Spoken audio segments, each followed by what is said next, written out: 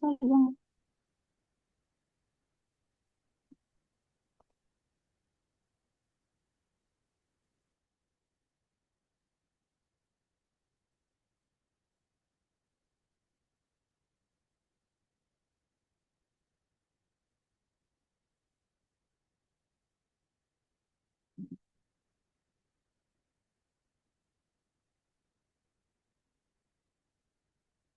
Emang masih kelihatan apa?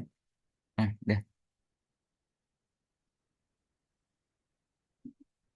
udah hilang kan? Om?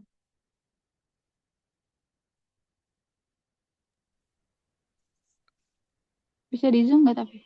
Bisa bisa. Oh, oke oke. Udah, Udah. Mau stop recording apa gimana? lanjut aja. Lanjut aja udah. Oke oke.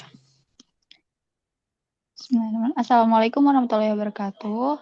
Kami kelompok transmisi dari Kosek 77. Di sini ada yang beranggotakan saya Naura Mutiara, lalu ada Yazid Khalid, dan ada Hari Prasetyo.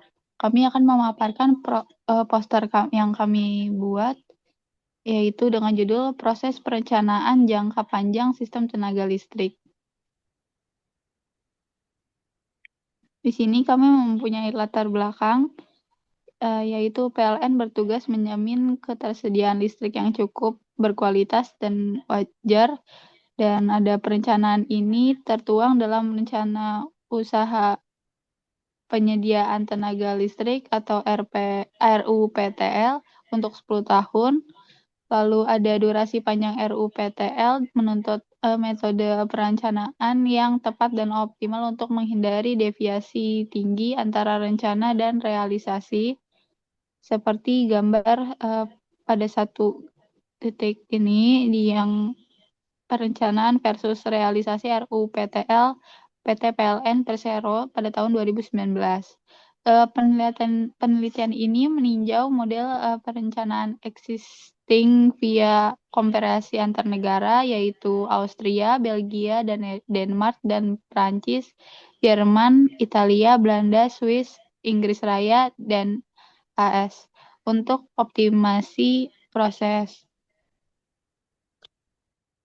Baik, selanjutnya ada metodologinya.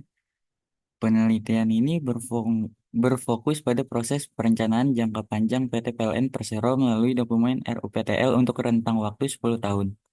Peluang dan alternatif perbaikan didapat melalui kumparan studi literatur dari berbagai negara. Review proses dan alur perencanaan mengacu pada model perencanaan tipikal. Negara yang dikomparasi meliputi Austria, Belgium, Denmark, France, Jerman, Italia, Belanda, Switzerland, United Kingdom, dan United States. Dan di sini ada gambar dua yang merupakan alur penelitiannya.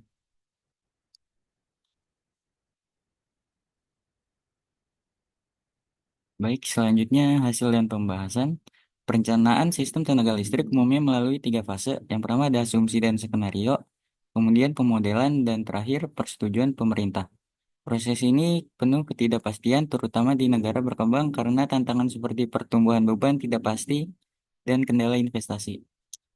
Yang pertama kita bahas dari perbandingan model perencanaan antar negara. Yang pertama, asumsi dan skenario. Beragam multi skenario, misal base estimate, energy when, green di Austria, FES di Inggris Raya yang berbasis ekonomi dan kebijakan energi. Kemudian ada pelibatan eksternalnya, umum melibatkan akademisi atau lembaga riset seperti Austria, Belanda, Italia, grup ahli seperti Denmark, serta publik dan stakeholder di Austria, Jerman, dan AS. Selanjutnya fokus perencanaannya Austria, APG membuat master plan 10 tahun didukung riset universitas. Kemudian di Belgia, Elia menyusun lay plan the equipment 10 tahun di konsultasi Greg. Track. Kemudian Jerman, TSO mengelola Nezulu Plan skenario dikonsultasikan publik, disahkan regulator setiap 3 tahun. Inggris Raya, Ofgum melalui ETYS, TSO publikasi, FES tahunan dengan target GRK nasional. Kemudian yang terakhir ada Amerika Serikat atau ISOS atau RTOS, fokus interregional WSCC, koordinasi berbagai subkomite stakeholder. Lalu pada hasil dan pembahasan saya akan menjelaskan proses perencanaan PLN yang ada di Indonesia. Yang pertama itu terbagi menjadi tiga tahapan utama. Satu, perencanaan umum sekitar jangka 10 tahun ke depan. Dan yang kedua, perencanaan teknis, termasuk studi kelayakan bisnis. Dan yang terakhir itu ada perencanaan operasi secara produksi energi. Lalu yang kedua itu ada mencakup tiga fase. Yang pertama itu demand forest energy, termasuk target penjualan. Dan yang kedua beban puncak, termasuk kebutuhan pembangkit, gardu induk, transmisi. Dan yang terakhir itu ada gardu induk, termasuk pemenuhan kebutuhan pelanggan. Lalu proses yang ketiga ada alur perencanaan yang dimulai dari beban, kemudian pembangkit, lalu ke transmisi, lalu masuk ke gardu induk, baru didistribusikan, yang outputnya adalah kebutuhan investasi. Lalu pada proses yang keempat itu PLN telah mulai memperhitungkan parameter negasi seperti pertumbuhan prosumer, yaitu PV rooftop, hingga efisiensi peralatan elektronik.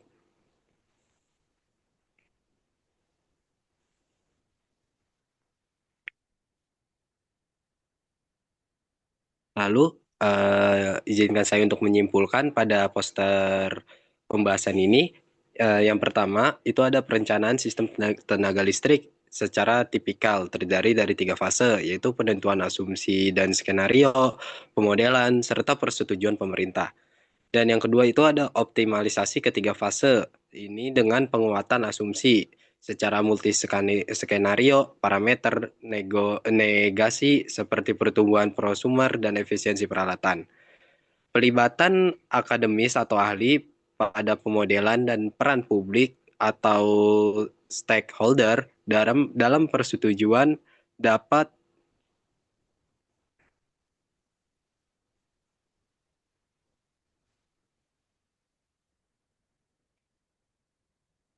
dipakai hingga da- jangka panjang dan realisasi.